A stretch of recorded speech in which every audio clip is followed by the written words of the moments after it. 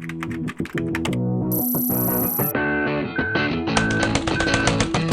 got your beer?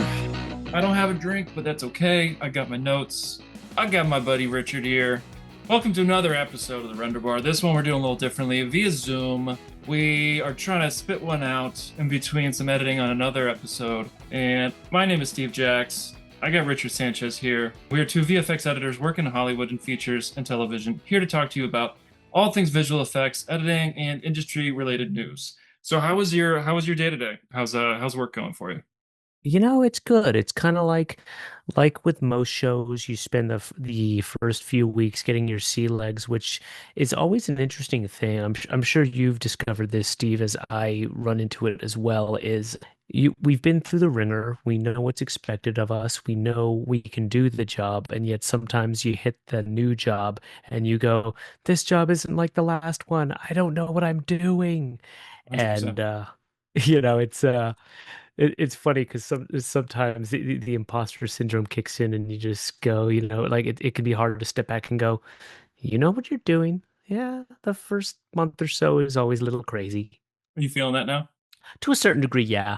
Working on a show that I'd been a part of in a previous season, it's easy to go into it and go, I know what I'm doing. It's going to be exactly the same as last season. And the reality of that usually kicks in pretty quickly in terms of not really, new software comes out, new techniques come out, and new teams are involved in the project. So, there's always a little bit of going back to square one. Yeah, that's always frustrating when you're expecting it to be the same and then it isn't. And then your brain, you have Yeah. to, you have to train your brain to accept the changes and the Yes. differences when your instincts say no and just want to do it the Yeah. same as I did before because it worked.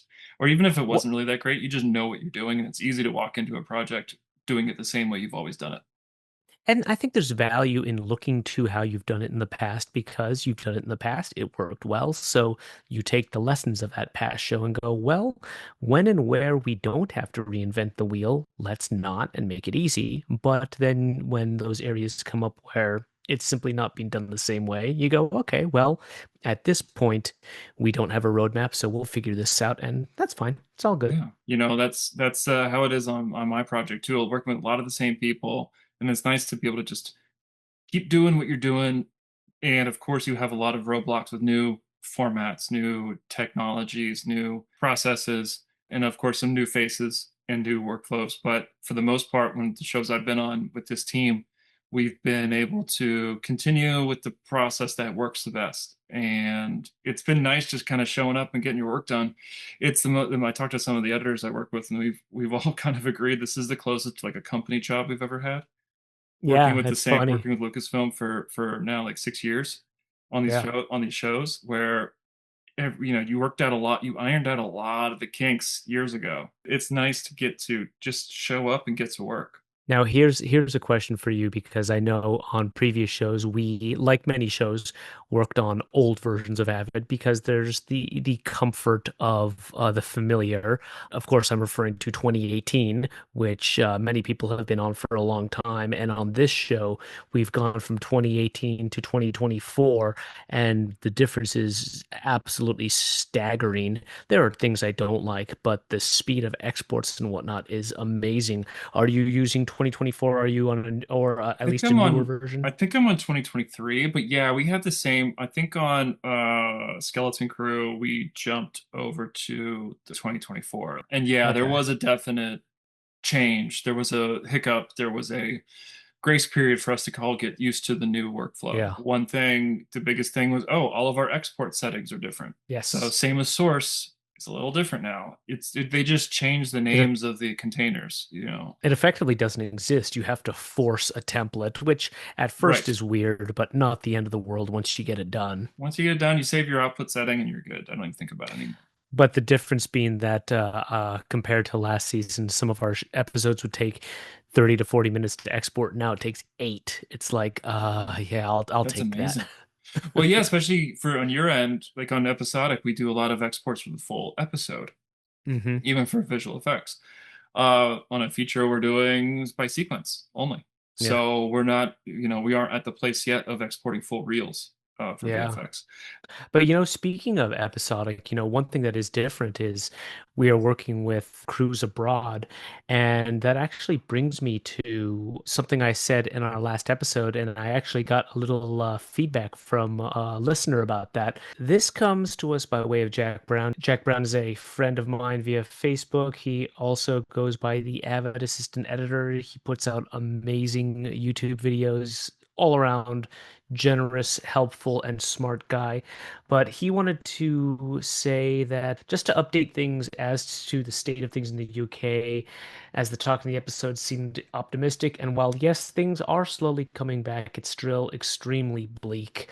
Some editor friends that he knows who cut on things like Rogue One and Rings of Power have been out of work for a long time. I mean, those are huge shows. That is certainly a statement. He says, the Guild has started to recommend counseling for members as the vast majority of us are not working, and a good number of people he knows have essentially given up and left the industry for something else. I mean, that's just something that I just have to get on record and say I have so much sympathy for you. Yeah, that's rough. And so many people I know, so many very talented people I know here are dealing with the same thing. He brought up the fact that in general, there's not a ton of VFX editors in the UK. I guess the specialty of that particular position is just not quite as prevalent.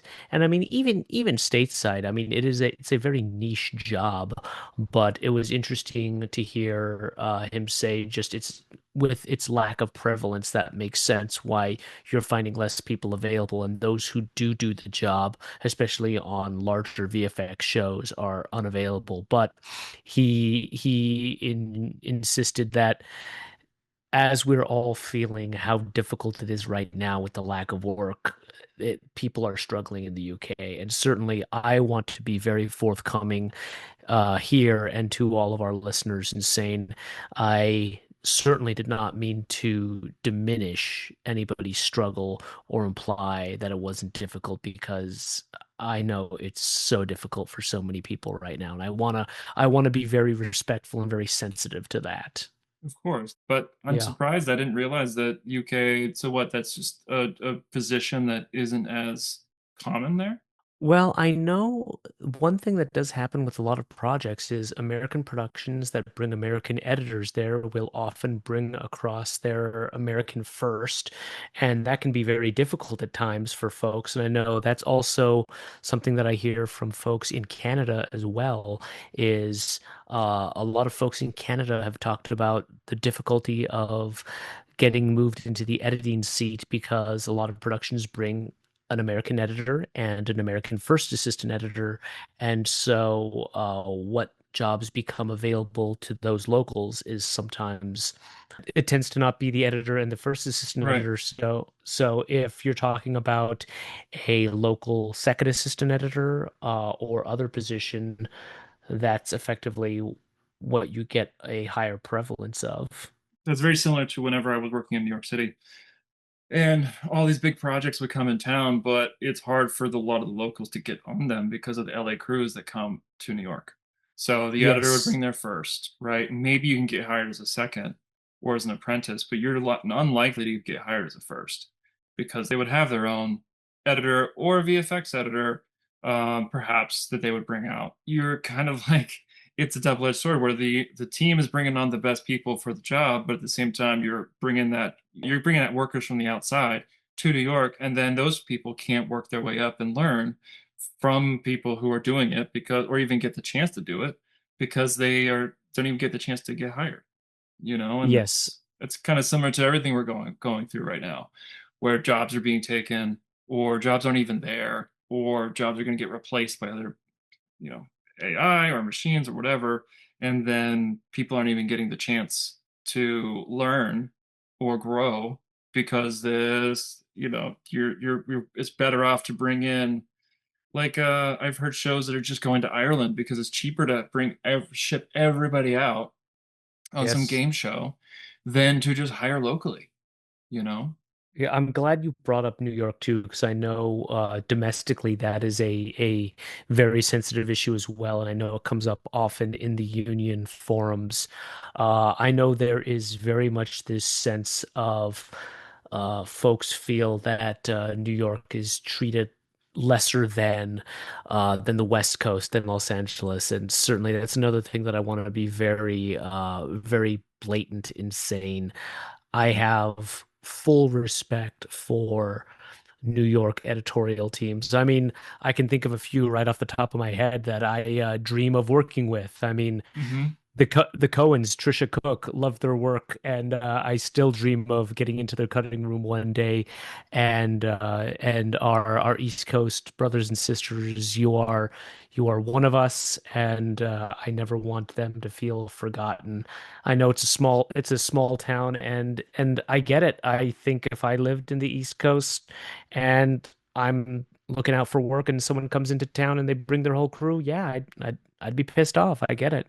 Yeah, I mean, and I know that the editors and assistants who come to New York have a lot of experience because they've, most of the big sh all the big shows are, well, anymore. All the big shows were shooting and cutting here in LA. Yeah. And when all those crews come to New York, there's the level of experience is only so much if a lot of the assistants are only used to working on small independent films. Yeah, you and I, Steve, got our starts as VFX editors by being an assistant editor doing everything. For Hmm. myself, it was on a feature for Netflix called Naked, and for you, I believe it was I, Tonya. Yeah, it was You know, Tanya where they wouldn't hire a VFX editor, just budget wise, so And you're I doing it became the de all. facto VFX editor because I didn't know how to even manage that. I didn't even know how to say, well, I need a VFX my post supervisor said, well, how long do you need a VFX editor for? I'm like, I can't say that. I don't know. I don't do Yeah, schedules and budgets. That's not for me to decide. yeah, That's above my pay grade to say we need someone for 8 weeks. Like you need yeah. it for the whole the duration of the show. Yeah, it is kind of it's funny. It's funny to hear that is how long do you need one? I mean, you don't need one for 2 weeks typically. That reminds me of a friend of mine recently was talking about how in an interview he was asked how long would it take for you to turn over 100 shots, and as I thought about that and as he was describing it, I was like, yeah, I mean, that's a question that is not, you can't just answer how long does it take to turn over 100 shots. I mean, if we're talking about split screens where it's literally just plate A, plate B, and nothing else, I can turn Right. over 100 shots in one afternoon. But if we're talking about shots where you have multiple references and I need to find clean plates and I need to find balls and refs, I mean, the kinds of shots that have 7, 8 elements per shot. Well, Right. yeah, 100 shots could take 2, 3 days. That could take almost a week in some cases. It's one thing to say how many new shots that you've received from the vendor can you cut in an Yeah, hour? That's one thing to say, yeah, but it's different to say, well, how many pulls can you do in an hour? Because it all depends on the shot. absolutely. Jack Brown, thanks so much for reaching out to us. We love listener feedback and hearing what everyone has to say. We'd love to hear what everyone else is thinking and feeling in regards to VFX editing, regards to the industry, regards to thoughts, fears. How's everyone doing out there? I know that lately something for me is just trying to keep that balance, that work-life balance. Something that I've been going through this year is like trying to get healthy again, get back into shape, and actually like be more regularly taking care. I'm 41 and realizing like I'm hearing that the new midlife crisis seems to be getting in shape or like taking care of yourself. Let's just say that. So I've been really trying to manage, working all day, but like still getting a couple like 3 to 4 to workouts a week in the morning. And for me, the best way to do it is to wake up first thing and get going and find a new routine. I read this book, Atomic Habits. It's really helped and I think that can work for anybody for any kind of new habit they're trying to break or create. And that can go as well with what we do in editing, trying to learn a new program, trying to balance the crazy stress of a job with your personal life. And I found really great ways to be able to feel more, feel better about myself and feel better about who I am, about my body, and about, just being healthy.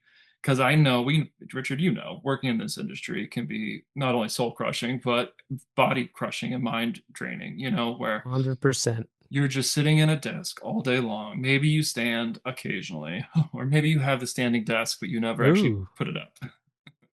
I feel And attacked. no, I have a standing desk and I have to remind myself to stand up. It's tough, man.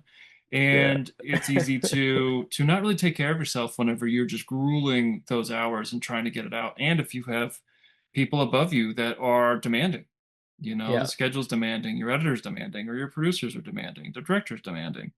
Not everybody has, because I've had my share of shows that were really stressful. And it's easy to just let everything else go and say, well, everything I do is the work. Everything I do is work. And I Yeah. think one of the reasons why like you and I are doing this is because we're two people who would agree that there's more to life than just going to work all day and working in this industry. 100. But when you're in it, it can feel like everything else doesn't matter, and I have to push away my bills, my mail. I can't take care of that dentist appointment or doctor appointment. I just got to Yep. work, and working is the only important thing. Yeah. Well, it's one thing to be driven because I'm sure you experienced this early in your career when, when you're younger, it's perhaps easier to put everything off. I have the energy. I can work 16 hours a day. I can put off my doctor's appointments. It doesn't matter. I wanna work on bigger projects and that's cool, but you will eventually hit the wall when you realize just how unhealthy that is. And then, you're in your mid 30s and you're like, I am absolutely exhausted. And sometimes I think back on my friends who've like, I went to Thailand and I went traveling, and I go, that sounds amazing. I want to do that. Why can't I do that? And then you Yeah, think, why can't I do it? And you're like, well, you can. yeah, It's just a little bit of reprioritizing what matters yeah. most to you. And then, I think for me, as like I hit 40 and realize there's a lot more to life than this. And some of it's, yeah, you see friends who are traveling, you see friends with families, you see friends who are doing this. Some of that's keeping up with the Joneses and trying to feel like, oh, I don't have grass is greener. But the other half of it is like, what do you want in your life? Some people are so driven that they're at full. I think what it is, it's like, what's your identity? Is my identity tied to being an Yeah. editor? Or is my identity someone who tries to keep healthy, tries to have a balance with friends and work and family? I think you've hit the nail on the head there, though, is because so many people, and certainly myself, very much included, have tied their work and their ambition to their identity. And that's also a dangerous thing, especially in times like this when work is so few, Right. because when all you identify with is an editor or the movies and there is no work. Well, if I'm not an editor, what am I? I'm nothing. And um I've dealt with bouts of that before too. Even coming to grips with the fact that I can just accept this as a job and not feel like it's my entire life. Just saying that out loud to myself made me think, have I lost my passion? And if I've lost my passion, I shouldn't be here because someone will surpass me. And even, that's one of those things you must acknowledge that there is either somebody better than you right now, which there's somebody better than both of us right now, and that's okay. And And but you know what? you're someone's better than us, and we're better than someone else. It goes both And ways. we can continue to strive for excellence, but we don't have to be just that, and it's totally cool to for one night you don't have to watch the latest movie. You don't need to be able to be up on the current industry trends, just put it away and enjoy yourself. Like you had a great point. How much is it tied to your identity? And in these times, if those of you who aren't working and are stressed and feel like everything's crumbling down because you've associated everything about yourself with the job, with editing, with assistant editing or visual effects editing, and if you aren't doing that, then you feel like a failure, or you feel like maybe just lost, right? And Hmm. it's hard to even say pivot to another job because I can't, like, it's impossible to do anything else. When I've noticed the times you shift and say, well, there's a lot of other things in my life that are important to me, not just editing, right? Hmm. And those are the times you're able to shift focus and reprioritize what's important to you. And then your core of who you are is less about the job and it's more about what the job represents. Maybe the job represents being creative. Maybe the job represents collaboration. Maybe it represents um, being social with other people or putting a puzzle together as far as editing is concerned, like Yeah. forming something out of nothing. So there's a lot of ways to reshift what your identity is than just it's the job. Because if the job's gone, then it feels like you have no identity. Yeah, yeah, very much so. Like the difference between you don't have to be an editor in total. That can be just a part of you. You can be a person who edits. I am an average Joe, and oh yeah, I also have this pretty cool job. That's pretty cool, and I think there's something to be said too. Like again, not to diminish. Like I feel so fortunate that I'm not working in a bank or something, or Hmm. doing investments or selling real estate. That's cool, and then I'm not diminishing anyone who does that. We need to buy houses. We need to build wealth, but. I feel privileged to say, hey, I mean, hey, that's cool. I'm going to do this thing for 8 months, 12 months, and then hey, we're going to put it on the screen. Do you want to check it out? That's pretty cool, Hmm. But then being able to just separate that for a moment and just go, because that is the freelance hustle, like we all know there's going to be we've all had those ebbs and flows, but this is a nasty flow. And Yeah. let's pray that it keeps going, that work keeps Yeah. going and bounces back. But also that Hollywood stays in Hollywood. Let's hope that's keeps happening. And yeah, I mean, with everything happening in with I think it was like I was listening to Josh Johnson. Do you know the comedian Josh Johnson? I don't. He is a correspondent on The Daily Show right now, but he Hmm. also he's big on YouTube. He has been doing he's been putting like pretty much every stand-up routine in full, almost in full on YouTube on his channel. His Hmm. latest one he did was about education and schools implementing AI in the classroom for teaching, and Oh, yeah. how it's like we're seeing AI almost attack like so many different jobs.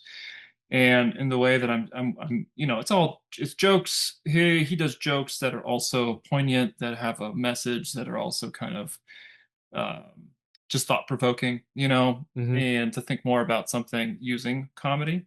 And Yeah. part of it's like teachers already don't get paid enough, but yet now we want to, have computer intelligence take their jobs, right? Or Hmm. at least assist in teaching kids. And the kids won't even have the chance to talk to a teacher about, hey, I don't really understand. Can you further elaborate?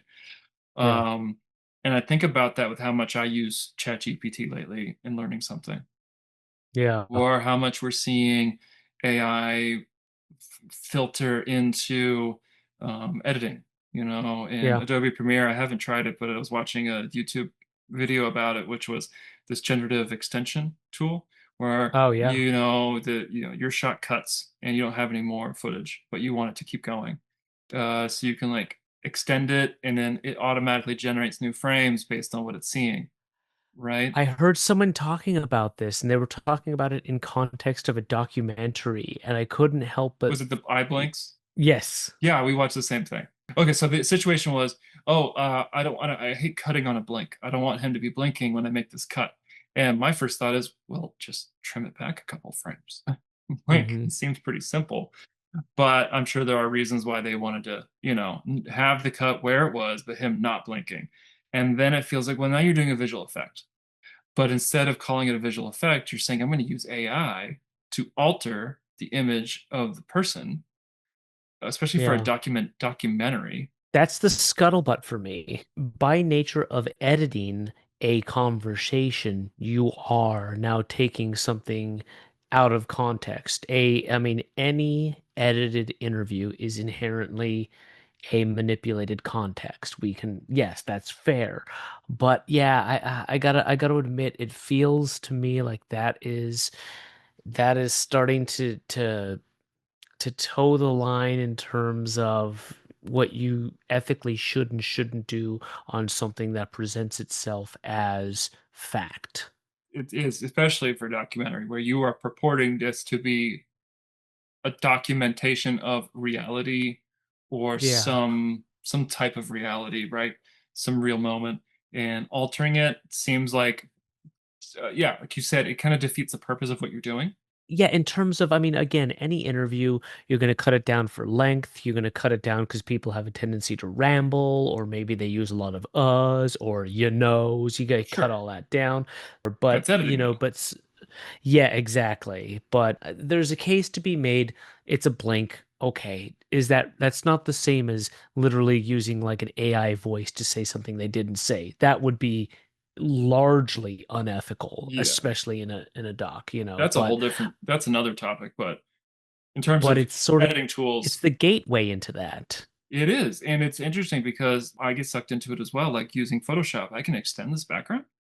I Yeah. can find a, especially if you're doing a temp comp or something, you can get sucked into it, and you got to be careful because say you use generative AI in Photoshop to create a new background for your temp, Hmm. but then now your director likes it.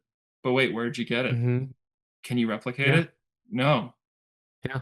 But now you may be asking a vendor to replicate an AI image, right? So it gets a Yeah. weird, tricky spot.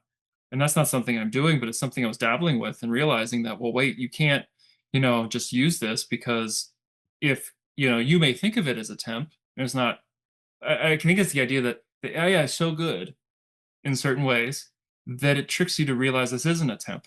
This is more than a Hmm. temp, right? This Hmm. background looks too good. It solves the problem. Well, oh, I want to tell the story beat better, but it actually is causing another problem. Whereas if your vendor isn't using AI, then you really can't be throwing that stuff in the mix. And not until vendors are using AI to create something that they have their own approved version of AI to use that you're all in collaboration using together, it's really not a good idea to be using that as a temp and then passing it along to the vendor. Yeah, a big part of being a visual effects editor is turning over all of your elements. And so when we build a clean plate out, there's something to be said about as much time as it takes for us to find all those pieces and build our clean plate, we can then present those elements to the vendor and say, well, yeah, that was a nasty clean plate. I actually had to combine four different pieces in order to make it. But if I give you these pieces, you can replicate this Hmm. because this is what I used. Like you can get the Whereas with source. Yeah. Precisely. Whereas with AI, oh yeah, I use this and it just generative filled and okay. Yeah, yeah, because it's a really cool tool, and you feel like you can accomplish you can solve a problem and get a really cool result. So it feels like you've Yeah. jumped a lot of steps by yourself, right? Yeah. And it seems similar to like whenever I would make a video for myself and use copyright music. I'd be like, oh Yeah. yeah, sounds awesome. But you're cheating because you can't use that Yeah. if it's well, depending on the situation, right? But you know what I'm saying. Sure. Like if you want to go say I made this, but you never got any of this music cleared, it's not yours. You don't have the rights to use it. It seems a little Hmm. similar, but like yeah, AI created it, but I don't have the right to show this or use this because what is who does it belong to, right? Yeah. Does it belong to me? Does it belong to say Photoshop? Yeah. I have a friend who uses AI to create music for his YouTube videos to get around copyright, which Yeah. sounds like a great idea, and maybe it's fine, and maybe a lot of other people are using it, but I haven't seen it outside of my friend. And the idea is you can prompt the lyrics, you can prompt the tone, you can prompt the music style and everything, and it's very specific. It can be very as specific to your video as you want it to be, which can Yeah. sound kind of like funny or cool because they're lyrics are specifically about what you're doing in the moment in the song. Yeah. But then who owns it? Do you Yeah. license it? Like I don't really do that. I've tried it once, but like are you licensing it? Do you then own the license to that song? Or does that song just exist in their library? and they own it, Yeah. and they could come back to you saying, "Oh, actually, our program made it," right? Yeah.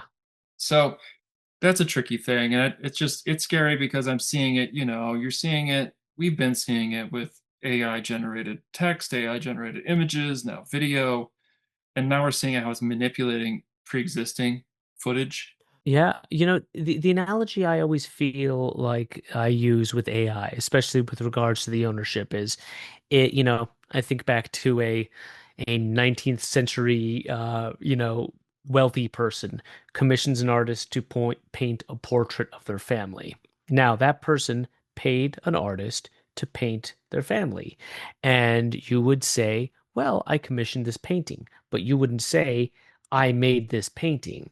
And Hmm. I feel like that's kind of the thing that AI is going down the route. And I will admit, I get really cranky when I hear AI artist, and it's like, yes, I understand you had to really figure out this prompt in order to get this really specific image. That sure, that took work, but the work that took, I'm sorry, I'm gonna say it, it's not art. Right. The work that was taken to type that prompt out is not art, and it's not being an artist. And the computer is the artist in that case. And I think that's it to me it's the same thing. It would be, hey, Steve, I paid you $100 to paint a portrait of my family. And then when my family comes over, I would say, I'm the artist, but I'm Hmm. not the artist. Well, Like that's devil's advocate for a moment, because say if we're saying that typing in prompts is not art, someone who writes poetry is an artist as in a writer. And hmm say if AI art or images are at the mercy of the prompt, someone who is not good at writing prompts will get a subpar result. Someone who is very good at writing prompts may get an incredible, amazing result. So, is there any artistry in the prompt? Well, I would say because a poet, for example, puts words together in a specific order, but those words have to go through the reader's mind and be interpreted. And it's that interpretation wherein lies the beauty and experience of the art. And I still think the prompter is passing something off, but the computer is doing the interpreting. And Hmm. so I've always felt like the old argument as to people who say that books are inherently better than movies, which is I'll just go on record and say I disagree with that assertion. There are certainly instances where it does or doesn't, but the beauty of a book is those are words, and in your imagination, it can be whatever your imagination is. But what's fun about a movie is it brings it to life, and but it is someone else's interpretation. It's gone through their filter. And so at what point where the abstract becomes tangible, that is through the lens of the director, Hmm. the director's vision. And in this case, with AI, you are saying you're feeding ideas to a computer, the computer interprets it and makes this image. But I think it's like a screenwriter creates art in their script, but the script by itself is something that is read and interpreted by the viewer. And so it has to be filmed and translated into real life to become the finished film. Hmm. So this not saying that a script by itself isn't art, it is art, but that is not a movie. That is the first step in it. Yeah. Does that make I mean, that's sense? similar to, like, say, a director shooting all this footage, and then they're going to put it into a computer and say, okay, computer editor, here's all the footage. And I'm going to prompt with all the ideas I have for these scenes. Spit me out hmm a movie, right? Or spit me out Yeah. a scene. It's similar in that, like, well, there's no editor, so who's really doing it? Who's the artist in the editing process? And same way, if hmm you're prompting, well, there may be, quote, artistry to the prompt in how creative you can be and detailed you can be. hmm It isn't without its trial and error as Yeah. well, but also without, you may write the prompt, but you can't say anyone actually created the image. So it is that interesting thing of like, well, you did the prompt, you may own the rights to the prompt, but do you own the rights to the outcome? That's something that's going to be Yeah. interesting. I'm sure we'll see over the coming years. Who owns these images in reality, even if you write the prompt? So I'll give into the analogy of the skill it takes to create a prompt. So you have a skilled prompt writer who feeds a prompt into one model, and that creates one image. Now you could then say this prompt writer is objectively a good prompt writer, but the result that that prompt writer will get from one model will Mm. vary from a Mm-hmm, different mm-hmm, model. mm-hmm. And so I think that's where then the argument becomes the model, the computer is the quote unquote artist, Yeah. because as skilled as you are as a prompt writer, if you give that same prompt to a different model, Yep. you will get a different result. And what if you did the same prompt on the same model, different day? Would you get the same result or a different result? As models get more sophisticated, because I would imagine that models are always learning, they're always feeding upon new data. Yeah. Sure. Yeah. Or just the idea of it's like you're putting your iPod on shuffle. Yeah. Every time you hit shuffle, it's not going to do the same shuffle every time. Correct. It's a new Correct. shuffle. So the same prompt, different day. Anyone out there, if you've done this day after day, like different prompts, do you get the same result or are you getting a different result every time? Because even when you do a prompt, it spits you like Photoshop will give me three or four different options on that one prompt. And Yeah. then I say, actually, this one, I like this one. So yeah, I think that already kind of answers that question because there's no one result to one prompt. It's many results to a prompt. And the shuffle playlist is kind of a great analogy too, because as you said that, it made me, you know what it made me think of? It made me think of one of my favorite albums, Pink Floyd The Wall, which is just such a beautiful story told in that record. And if you were to change the order of those songs, you would change the meaning of Mm. it. Hmm. And that is critical. Yeah, for sure. And that's what's, I think, just generally, well, recently I watched season one of ILM's documentary on Disney Oh my Plus, God, it's The so Light and good. Magic. Have you watched it? So good. Okay, so I got to the end of season one, and it's an episode talking about how Jurassic Park came out and the model shop basically died in a day. Like it was that Yeah. fast.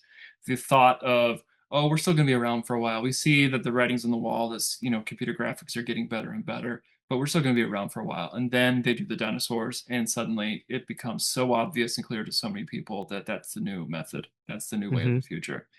And I feel like 30 years later, we are in a very similar place where it feels like better get in on this AI because it's not going anywhere.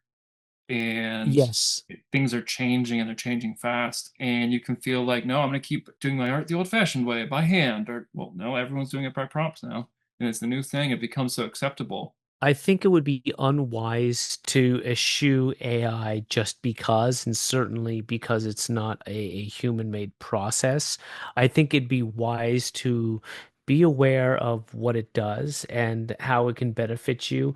The one thing I do think about, because thinking about both that documentary and the documentary Jurassic Punk, I wonder if AI is going to effectively put us in a creative feedback loop, in that AI was trained on films that have been made today and prior, which means it can only be as Mm-hmm. smart as today and prior.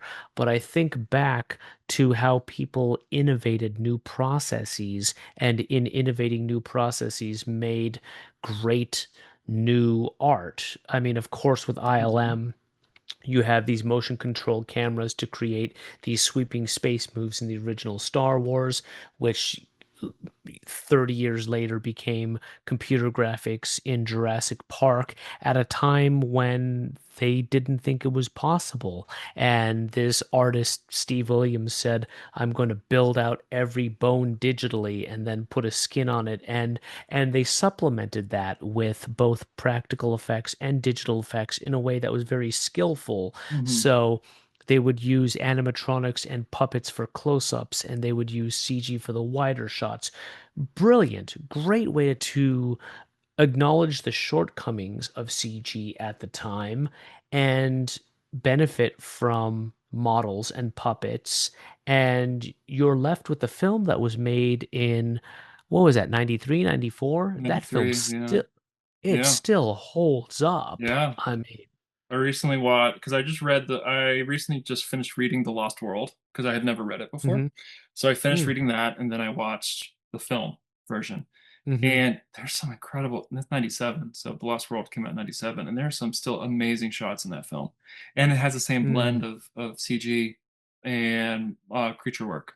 hmm It's the magic of it all that you creating something that isn't real, but you can tell it's not real. And because there's that weird, I don't know what it is, becomes you get a little fearful of it or yeah, intrigued by it. But when everything yeah, is digital, and it's crazy because working in VFX and being a VFX editors, to be critical of it at the same time, we love it because it is the playground of imagination. But at yeah, the same time, we've also seen that taking it too far loses the magic that we grew up with. To hmm be able to see the creature and wonder, how do they even make that? Because knowing yeah, it's physically there, you can see it's physically there.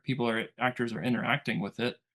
It's magic. But knowing that it's just all computer graphics, fake, you can see that it's not real. It's like a magician, right? You can see where the sleight of hand is happening. And you're like, oh yeah, okay, yeah. But you bring up a good point in terms of because the one thing I've always thought about with the eternal argument of practical versus digital, and it seems that conventional wisdom says that practical is always better than digital. And I would also like to say that I don't think that is always true. Because if we're really honest, there is some pretty awful practical work. And we've sure. we've all we've all seen it.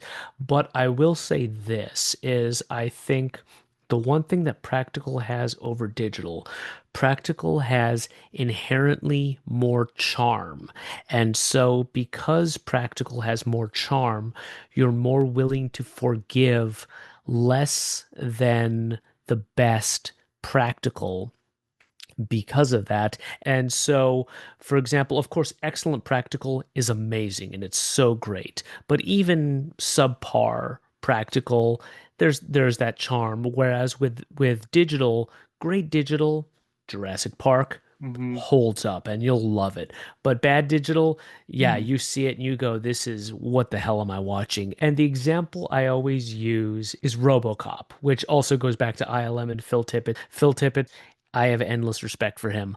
But if we're being totally honest, the I think about when RoboCop shoots Ed 209 at the end of the movie with the Cobra gun, the Hmm. head blows up and Ed 209 falls over and the foot on his the toe is like kind of springs. But Hmm. if you look at it and it's fairly clear that just compositing techniques back then were not what they are now. The color doesn't really totally match. You know you're looking at a Right. miniature, but damn it all, if that is not, It still it's just holds up such a yeah, it does hold I up love because it. you can tell that it's a you see that they're using some sort of magic trick in a way Yes. that feels like, while it doesn't look, quote, real, photo real, you can Yeah. tell that it's part of a story that's being told, and you can connect the dots in your imagination. Yeah. Yeah. Whereas, say, the remake of RoboCop using all the computer graphics, Y- you got to work a lot harder on that story to That make is that true. story That really is true. shine if your effects aren't gonna And th help it. that's a good example too. I wasn't even thinking about that because I think back to the scene in the new RoboCop where they pull away and you just see like the only human elements of RoboCop Yeah, is like his face and his lungs. yeah, it's so And weird. like yeah, But not I like didn't not like creepy weird, just like, what? You're more I like didn't love it. confused and you don't love it. And if you can see that, oh yeah, it's his face and they just green screened his body. But Yeah. if they were able to make that shot practical, Yeah. when things are done practically, you start to question where the line is hmm because there's Yeah. some trick there to make it seamless in physical form. When it's digital, you can just tell, and a lot of people are smart watching movies these days. They've seen computer graphics for 30 years now. You can see where the lines are. And that's a really good point too, is the audience now is smarter than ever. And I think it would have been wise for every filmmaker, even going back several years, to never underestimate the intelligence of your audience. And I think what differs about AI this time is uh, when you go back to even let's just go back as recent as 1993 with Jurassic Park. These kinds of 3D programs was not on everybody's computer. I guess back then it would have been Hmm. like a Compaq or an E-machine. You didn't have the technology that ILM had on those computers back then. So it was still more of a mystery. But the one thing with AI is even though there are varying degrees of AI, people are already playing with ChatGPT. They're playing with Midjourney. They're playing with all sorts of AI tools. And so Like it's going to already be on a much harder. consumer level. Yeah. Yes, and so it's going to be much harder to fool the audiences because they're aware of the smoke and mirrors because they have Hmm. access to it, even if Hmm. what they have access to is a much more primitive version of what the biggies, the big films are using, or what Google with Google's Veo 3 is using. Oh yeah, tell me more about that. So, Veo 3 is their newest model, and there was a recent Model of what? example. Is it like an AI image engine or what is it? It's a generative AI model, and so the big example that I saw was this shot of a off-road vehicle driving through this muddy river. But Oh, I saw the that. thing about it was the prompt was gargantuan. It was a long paragraph, and I was thinking, how long did that prompt take to write? Now, anyway you look at this, the time it took to write that prompt was much shorter than the time it would take to write a script, to get your locations cleared, to bring lights out to the bayou of Louisiana and get an off-road vehicle to drive there. Yes, of course, I will concede to all of that.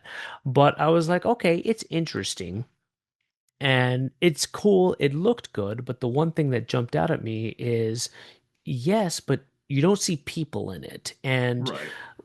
what is critical to a film are characters you empathize with, characters you want to be, and so much AI has that telltale AI sheen. So a car is cool, but unless you can see that person and think of them as a human, it's going to be challenging. Now, I also want to say that's not to say that you can't empathize with characters who don't look human. I Right. mean, for example, I mean Pixar does it time and Yeah. time Yeah. again where you have tons of empathy for these characters. Or even if it's just a film of a pet or a dog or an animal of any kind, even if it's real, you Ye- can still empathize with Or that. Yeah. I mean, I just recently watched Soul, which I still feel is one of those Pixar films that kind of flies under the radar. I feel like people don't talk about that film. That film is underrated. That Yeah. film I haven't is seen it. excellent. I know it came out I during COVID, bawled so like that a could be why it flew child. under the radar, Yeah. unfortunately. Yeah. If you haven't seen it, you, Steve, and Okay. you, anybody listening to this, I mean, that movie is underrated. I loved it. It's Okay. beautiful. If you're a musician, it captures I've played the upright bass since I was 15, and so I've certainly there's this one scene where the character kind of gets into the zone and gets lost in the music, and it's a feeling that's hard to describe, but that film described it visually in a way that is like that's what it's like when you're in the zone. Cool. You Cool. know, students are talking to him in his class and he can't hear them because he Yeah. is in the zone. Well, I mean, that's what we do, right? What we do is getting in the zone. We are creative. We're cutting. We're even visual effects. We're like working on that comp. We are Yeah, making something. We're making that magic happen, and that's why we're yeah, here. And that's what it's all about. It's getting in yeah. the zone, creating something, having an idea, putting it together. And I feel that's the fear with AI of, oh, it's taking that away from all of us, of Hmm. the time it took me to learn editing as a kid and make a ton of mistakes just to get where I am, and for same as you to get where you are. But these tools now are kind of skipping a lot of those steps and just taking. I don't really have to learn much. I just gotta write a prompt and like put something together and then put it on, have a generative editing software and just it all does it for me. And then like, because if the result is I want a video, well, maybe you could do that. But do you want to? Life is more than just the result. It is the Yeah, process and the journey of the mistakes and of the wins and the losses and figuring out what works and what makes you happy as you do it than just getting the result. It's yeah. not earned, you could say. Yeah. Well, and and on that note, I think there is a in the world of feature films and digital what's the term they're using now? Content creator? Yeah, the digital content creator Yeah. ecosystem. I think AI is going to be a boon for people in that Mm-hmm. space, Mm-hmm. and that's fine.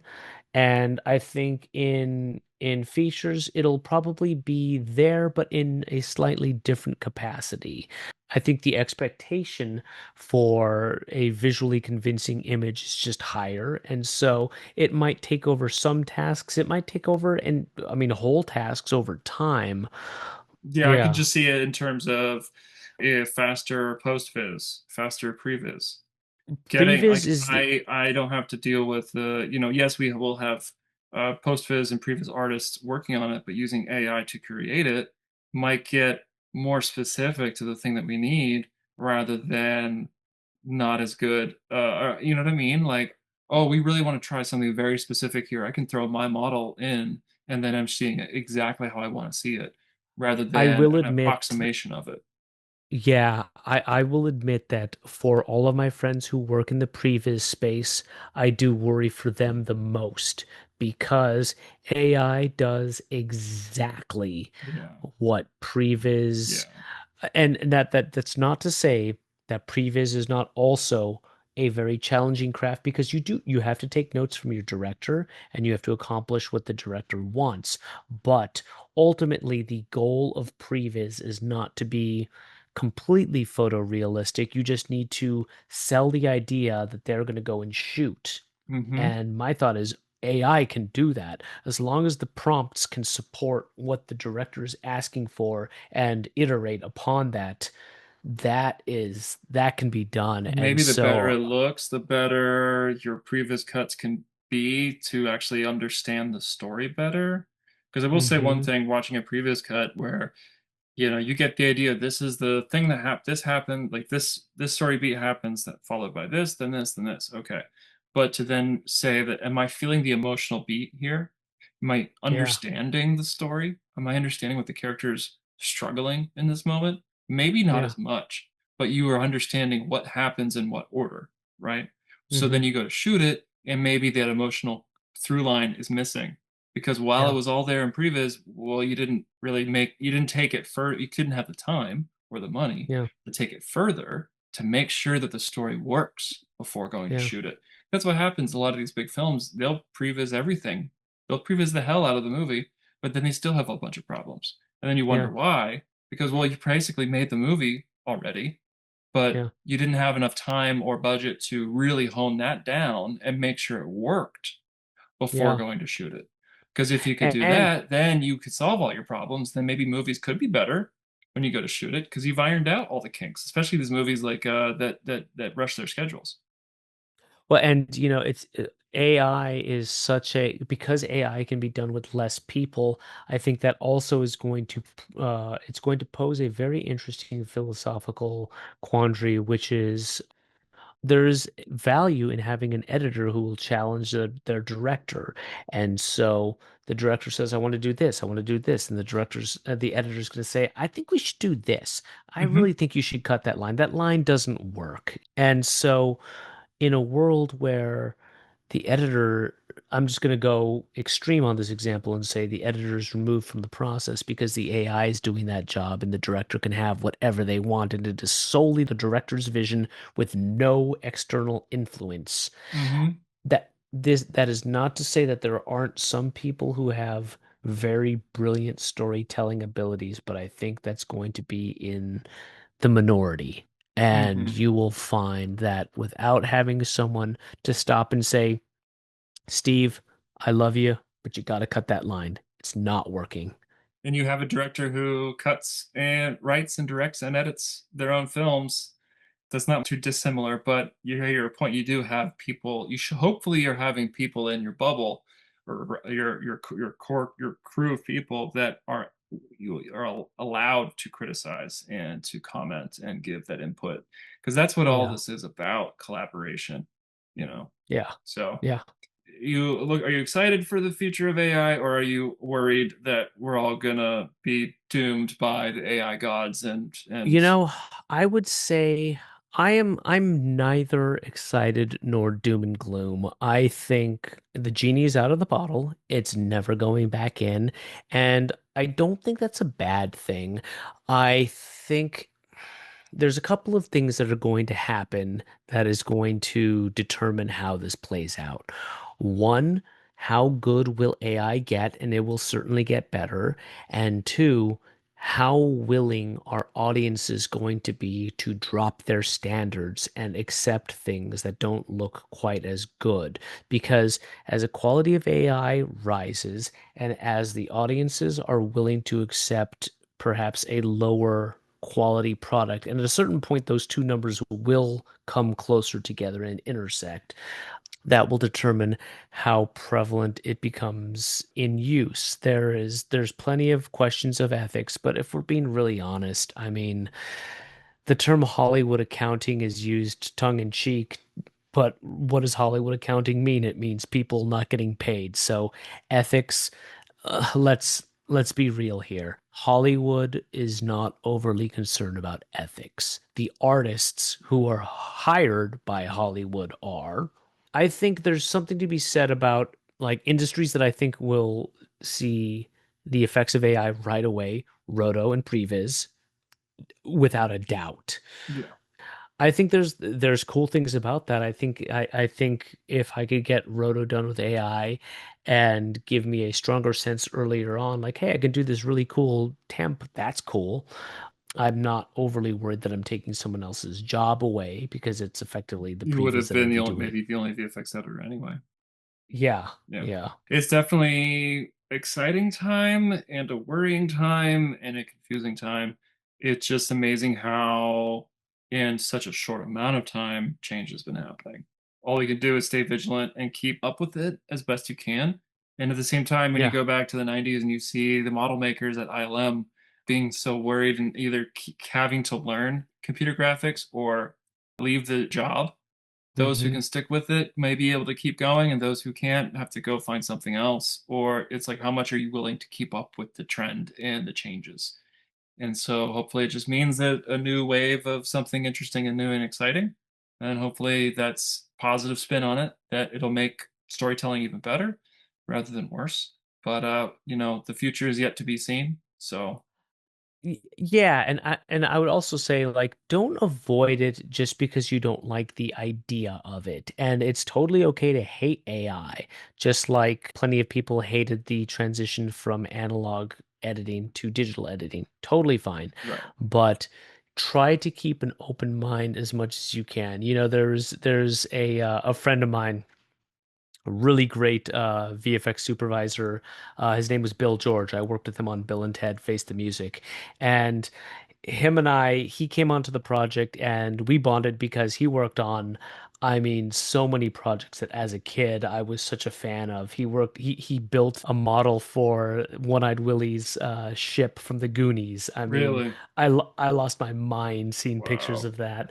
But talk about someone, he came up in the model shop and then he came on, he was our VFX supervisor and he was helping us build models for phone booths in Bill and Ted. And I was like, wow, man, this guy has gone from this high level of excellence in an analog world, and rather than say, screw that, I'm not going to be a part of it, one just stepped up and did this.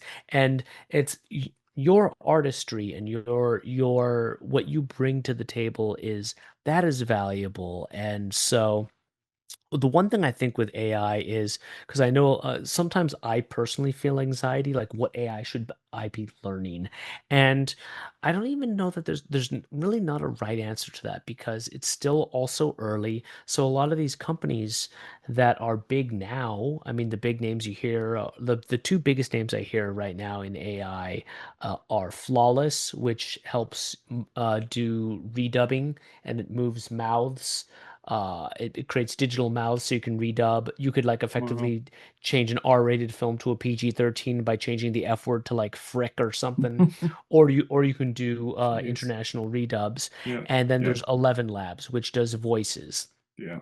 I mean, those products are cool, but like what happens with so many tech companies is these companies get a lot of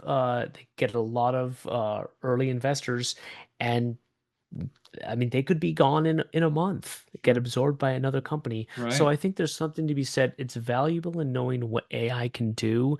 Play with whatever sounds interesting to you. If 11 Labs seems cool, play with it. I mean, just kind of go, okay, that's cool. Yeah. Maybe 11 Labs will be something cool, and maybe it'll turn into Compaq, you know?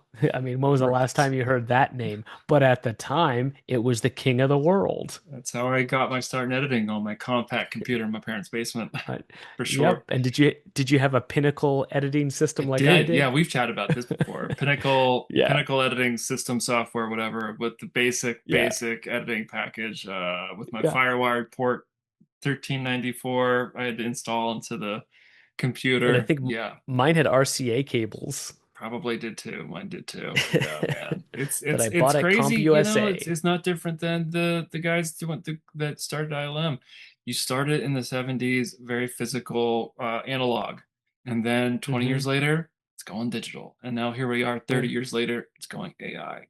It's Yeah. always going to change. And we live in a very strange time in history in which things are changing at a breakneck pace constantly. Yeah. The world 100 years ago does not even like barely resembles what we see today. Oh So yeah. things are changing always, and it will keep changing. And that's the strange part about it, is to keeping up with that change. So Yeah. the best you can do is keep up with it, but then at the same time, still criticize it like we are about, well, that's not editing. If you're using AI to change that eye blink, that's not editing. So yeah, you can be hypocritical about it like we are, but you kind of just got to keep up with it, I guess, as best We're you are able to. open-minded curmudgeons. Yes, open-minded curmudgeons. Yeah. I think on that note, If you have a question or a topic that you'd like to hear us discuss on the Render Bar, feel free to reach out to us at our email at renderbarpod@gmail.com. Thanks for listening.